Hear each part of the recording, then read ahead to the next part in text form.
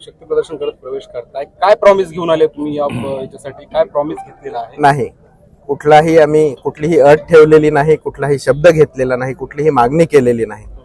फक्त पुढे चालून चांगलं काम करण्याची इच्छा आहे. माझ्या कार्यकर्त्यांना योग्य ते पाठबळ देण्याची इच्छा आहे.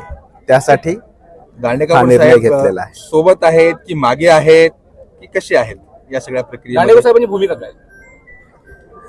त्यांची भूमिका आता सांगितल्याप्रमाणे मी त्यांना विचारल्याशिवाय मी काहीही केलेलं नाही. त्यांचा आशीर्वाद घेऊन मी आत्ताच आलेलो आहे. त्यामुळं त्या प्रकारे पुढं मी काम करत राहणार आहे.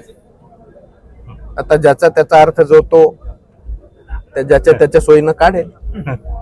हो, किती कार्यकर्ते आहेत आणि कसा रूट राहणार आहे? कोणाच्या हस्ते प्रवेश होणार आहे? किती शेकडो कार्यकर्ते असतात, काय सांगा? 400, 350 ते 400 गाड्या आहेत. 4000च्या आसपास कार्यकर्ते आहेत. इथून आम्ही उद्या सकाळी 10 वाजता कोकण भवन CBD बेलापूर येथे भारतीय जनता पार्टीचे प्रदेशाध्यक्ष आदरणीय रवींद्रजी चव्हाण साहेब यांच्या उपस्थितीत तिथे प्रवेश करणार आहोत.